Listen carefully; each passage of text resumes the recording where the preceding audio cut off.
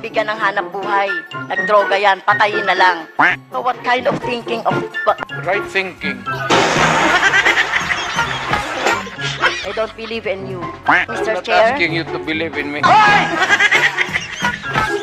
Dahil hindi po ako nasatisfy. Attorney I am Neri, not here to satisfy you. Yes or no? Davao style. Do not ask me to answer yes or no. You are not an investigator. Pwede, papayag ako, sampalin niyo ako, pero pirma muna kayo sa waiver. Sampalin ko siya sa publiko. Hindi, wala naman. Ngayon na. Huwag kayo iiyak. Kung agapundok na bayot. You make it public here. Hindi mo ba alam that I could charge you for that alone? That single statement, I can send you to prison. I guarantee you. Hindi mo ba alam yan? Hindi tayo nasi-threaten doon. Baliw. Huwag ka bang barurong, ma'am? You do not know me from Adam.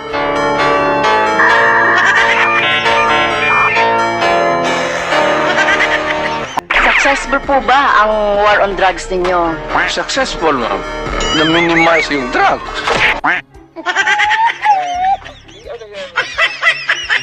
Sinabi kong campaign against drug, you do it as a police officer. Do you draw the line of your responsibility in this war on drugs? Because guilt is personal. Yes, it's very personal. You're a lawyer? Yes, Mr. President. I will talk slower. Paniro, you talk slower. Okay. Maybe maganda ka ang English mo, pero fortunately, hindi naiintindihan.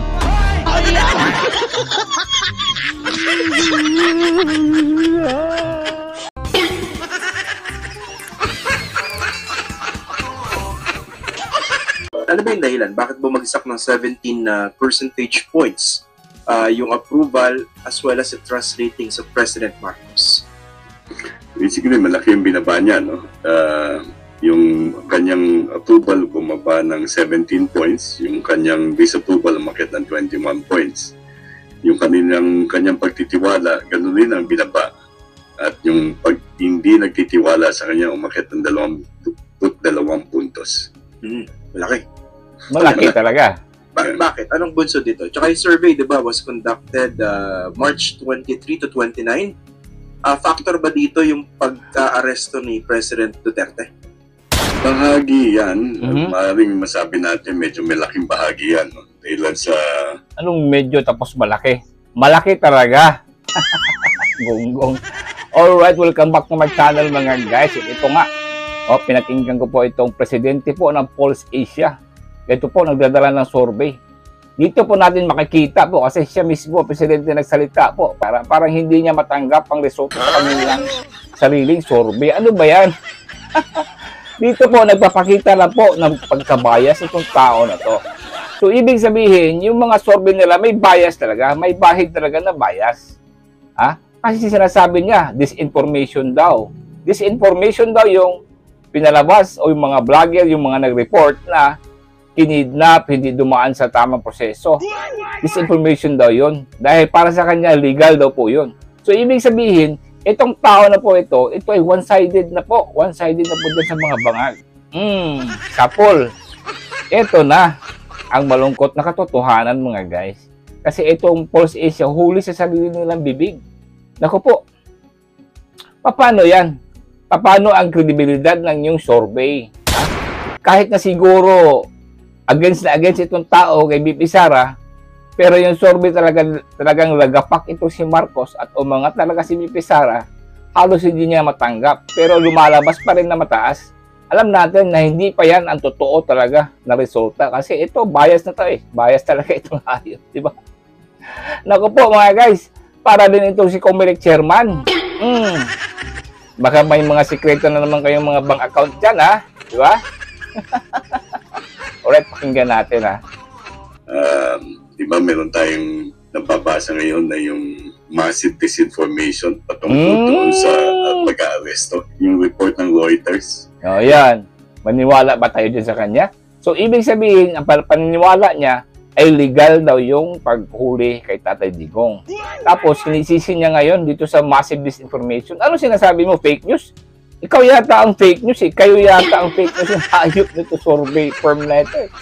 Talagang parang nabayaran din kayo Question, paano isinasalarawan na binaliwala ang karapatan ng dating Pangulo? Talaga? Binaliwala naman ang karapatan ng napakaraming mamamayan. Tingnan mo. So, ibig sabihin, kumakampi na siya doon sa mga AJK victim kuno. Di ba? So, makikita natin yung utak nito talagang bangag din. ang dami naging bangag dito sa ano bang nangyayari dito, Bongbong? Ako po, dahil ito sa iyo, dahil ito sa pinapakita nyo na ito din po si Bongbong Marcos mga guys naging part siya ito sa isang game show. Alam niyo ang question kasi 2 beses pumalpak na-fail, bumagsak itong si BBM dyan sa Oxford University. Anong kinabagsakan niya? Yun, ginamit sa game show. Pinapili law, politics, at economics. At ang sagot, politics. Talagang bagsak na bagsak sa politics. So, utak talaga dito. Kaya itong si Kukak, ito ang gumagalaw. Siya ang maraming koneksyon. Di ba? Oy, Presidente, itong si Holmes, ang mukha, yung mukha mo pa lang po, mukhang pera na po. Tandaan nyo po yan. Hindi nga napatunayan ng hearing ng congressman dyan, pinatawag na nila yung mga DDS, walang napatunayan na fake news. Tapos ikaw ngayon, binabalin niya mga guys dito sa disinformation daw.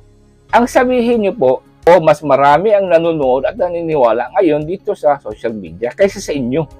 Ito nag-interview pa niya mga guys, ito si Esguera. Ito yung ABS-CBN ginurgor, nagurgor. Nga pala, ABS-CBN nagurgor dahil sa kanilang mga fake news. Number 1 yung mga propaganda nila. Diba? Supalpal kang animas ka. Nakinidnap. Kinidnap naman talaga. Lumalabas dyan sa disinformation na maaaring naka-apekto sa opinion ng mga tao tungkol sa isinagawa ng administrasyon, partikular na sa kautusan ng Pangulo. Pwede bang basahin na itong mukha nito sa approval and trust ratings ng Pangulo na kapwa bumagsak? Parang ito yung boses ng mga tao na hindi pabor dun sa kanyang ginawa o siya yung sinisisi doon sa pagkaka-aresto kay Duterte? Ito yung malaking disapproval sa pagtugon sa mga pangunahing usapin na sa pananaw ng karamihan ng Pilipino ay dapat tugunan kaagad ng pambansang administrasyon.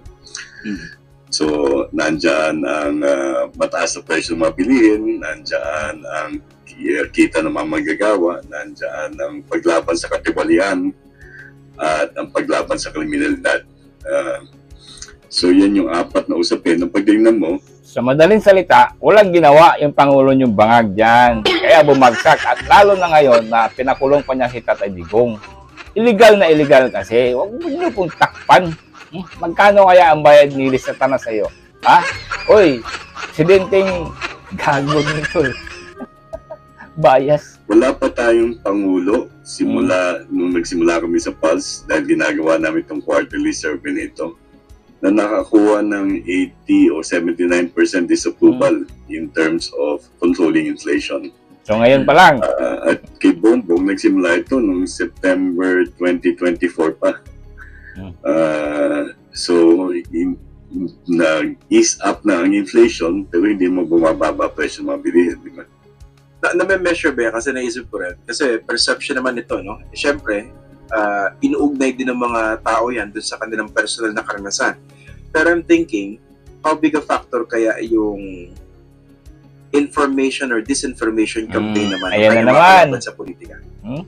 Yun ang hindi ang meron na tayo dun sa survey would be measures in terms of where they get their news or information with regard to politics and government. Lumalabas na 8 sa 10 Pilipino ay kumukuha ng balita sa internet. Yan ang katotohanan. Siyempre, kayo po ang nag-start ng mga misinformation. Lahat ng mga thumbnails ninyo, yung mga title ninyo, yung mga abaya CBN, puro anti-Duterte po. Ha? Grabe nga kayo kung makabirada kayo dito sa mga Duterte, di ba? Oh, tapos itong social media, marami ngayon nang nagsasalita kasi hindi na po masisikmura ang ginawa nitong Marcos. Ha? Lumalabas ang tao at sila ang nagtatanggol sa mga Duterte. Yan ang totoo. Di ba? Comment naman kayo dyan kung mas maniwala ba kayo dyan sa mainstream media. Naku po. Ayan ang katotohanan. Yan ang malaking sampal sa inyo mainstream media. Kasi ang mga tao nagdala na po sa inyong mga EGK news na yan. Ngayon, ilang libo-libo ba yung binabalita ninyong mga biktima ng EGK? Ngayon doon sa ICC, ilan lang? 40 lang. 40 lang ang presenta na biktima. Oh. Ano ngayon? Di ba? Malaking disinformation po yan. Galing sa inyo mismo. Pinipilit nyong sinisisi dito sa mga PDS vlogger, yung mga ganyan. Wala pang napatunayan po. Wala pa pong napatunayan. Ilang investigasyon na ba ang nangyari dyan sa Kongreso? Tapos ngayon itong Pulse Asia, sinusundan ng bayan, binabasihan yung mga resulta nila. Ito pala, malaking questionable pala kasi yung utak pala nito, bias na from the start. Di ba? O ngayon, bumagsak na talaga ang rating ngayon. Napalitan silang ipalabas, pero duda pa rin tayo. Mas bagsak pa yan. Kasi nga doon nga sa Bohol mga guys, nag-negative nga ang survey ng Pangulong Bangang. Di ba? Tingnan nyo pagmumukha nitong presidente ng Pulse Asia. Di ba? Bias na bias sa mukha pa lang. Naku po. Tapos ngayon, sisisi nyo ngayon dito sa mga vlogger na disinformation. Kayo po, mainstream media, ang number 1. Nagbibigay, nagfi-feed ng maling informasyon. O, patunayan nyo ngayon yan, yung sinasabi nyo ng mga EGK victim, ipalabas nyo po ang mga konkretong ebidensya. Di ba? Ang daming ang mga witness dyan sa EGK nga nagsalita na, bumaliktad na binayaran sila ni Trillanes, ni De Lima. O, di ba? Malaking supal pa rin sa inyo. Tapos ngayon, wala kayong mapatunayan. Yung mga sinasabi nyong libo-libong biktima, nasa na? Oh, tapos itong Pulse Asia nagpapakita pang gilas ngayon sa kanilang pagiging bias. Kaya mabuhay po yung mga nasa social media kasi kayo po ay mas pinapaniwalaan ng taong bayan. Kasi alam naman natin kung sino ang fake news dyan sa social media.